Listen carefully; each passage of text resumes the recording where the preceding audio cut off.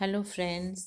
मैं हूँ डॉक्टर जसकिरण चोपड़ा और आज मैं आपसे शेयर करने जा रही हूँ एक ऐसी साहित्यकार की जीवन की घटनाएं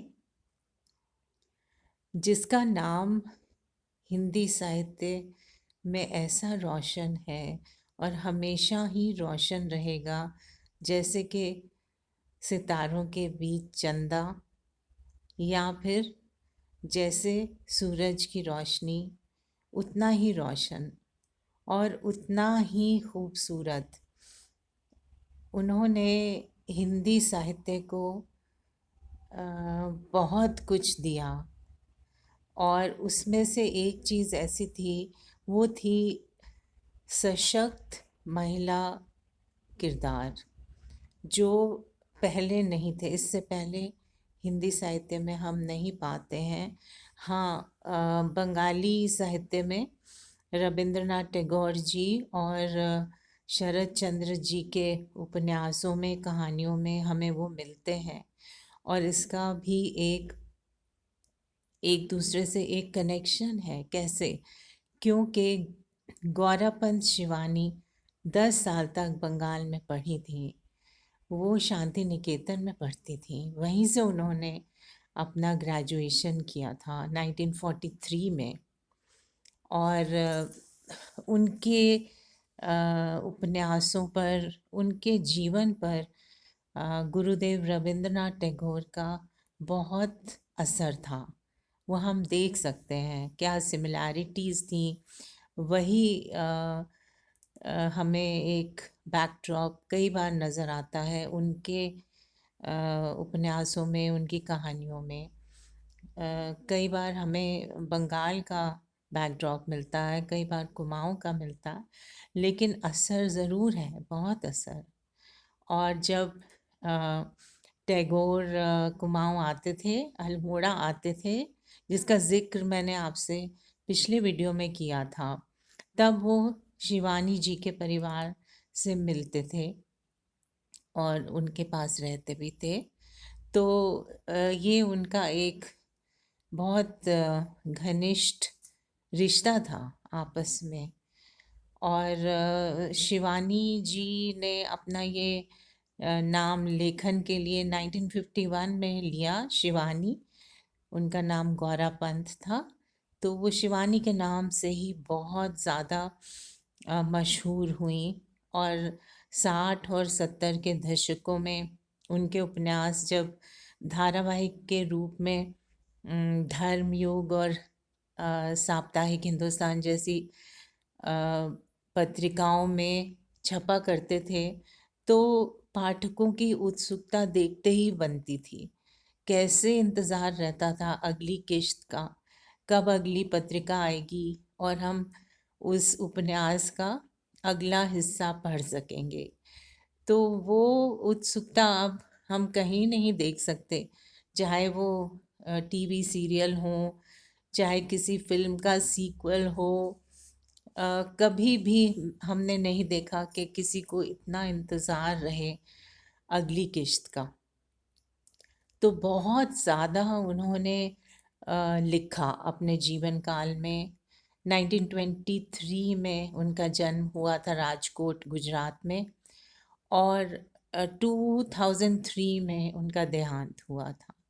तो उन्होंने इस बीच बहुत सारे उपन्यास और शॉर्ट स्टोरीज़, संस्मरण और ट्रैवल राइटिंग भी, ये सारी चीज़ें उन्होंने लिखी। Prolific writer, she was a prolific writer, and I always describe her as the warm voice of Kumaon, or the warm voice of the Himalayas, because there's so much warmth in her and depth in her writings that one goes back to those times when people in the hills, in the large families, how they used to live, especially in one of her writings where she has remembered her childhood in Kuma, her childhood, her family, Then, how in the winters the entire family gathers around the fire at home, and then, how they drink milk laced with gur or jaggery and tell stories. And some of the grown-ups, they tell very horrible stories, and the children, they are quite mesmerized by all that storytelling. So all those memories of Kumau, and also her memories of Bengal, where she studied for so many years, for 10 years.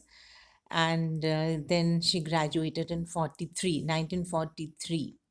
And it was in 1982 that she was given the Padma Shri. She was awarded the Padma Shri for her contribution to Hindi literature. Her major works include novels like Krishna Kali, like Atithi, then you have Chauda Phere, you have Bhairavi, short stories like Lal Haveli. So her, women centric works, where the women characters are very strong and prominent. And then she also wrote one book on her memories of Shanti Niketan called Amader Shanti Niketan, or Our Shanti Niketan. So anybody who has anything to do with Hindi literature always remembers how beautifully she has brought forward the life in Kumaon, and all the day to day activities going on at at these places, the small towns in the hills. And her uh, the most beautiful part is that her daughters, noted journalist and writer Mrinal Pandey, and the younger daughter Ira Pandey, who is also a well-known writer and editor, they have spoken so much and also written about their mother and how she was as a writer, how she was as a mother. In 2003, uh, this book by Ira Pandey came out, Diddi, My Mother's Voice. So she was called Diddi by her children. And Ira Pandey has very lovingly and fondly described how her mother used to write her novels, her short stories amid the entire family. She did not need any special quiet place or, special atmosphere or solitude to write her works. So she would be sitting there amid all the noise and activity of the family, तो वहीं पे वो अपनी कहानियों की रचना करती रहती थी, लिखती रहती थी हर वक्त। और कई बार तो जल्दी में उनके अपने बच्चों की रफ नोटबुक्स में भी स्क्रिबल कर देती थी।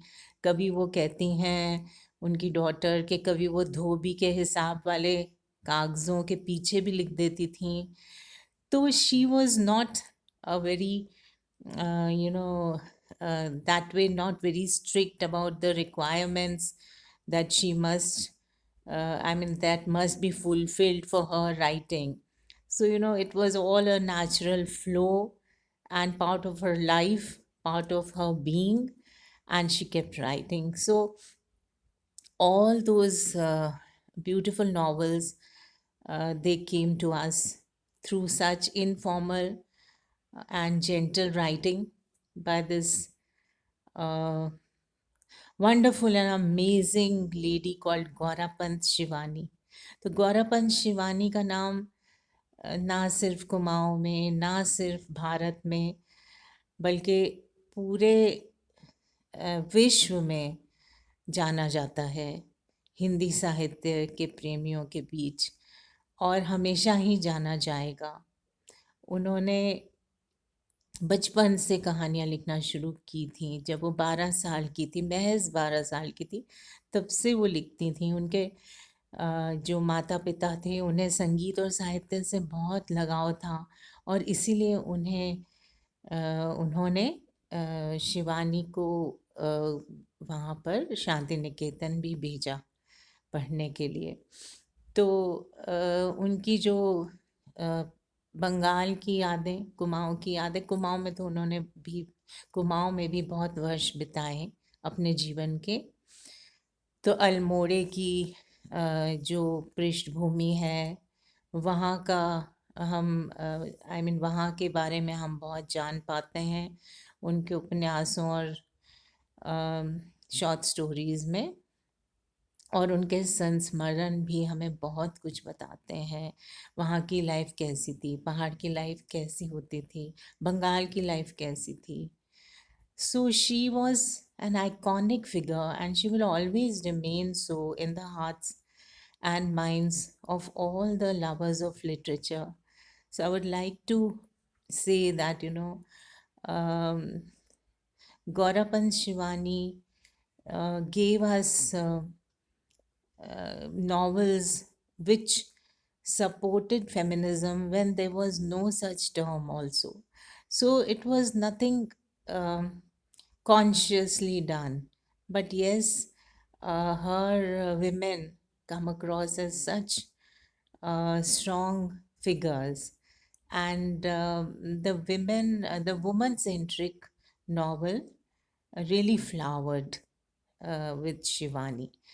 So, thank you so much for listening to this account of Gaurapan Shivani and her contribution to Hindi literature, to culture, to the beauty of our lives. Thank you.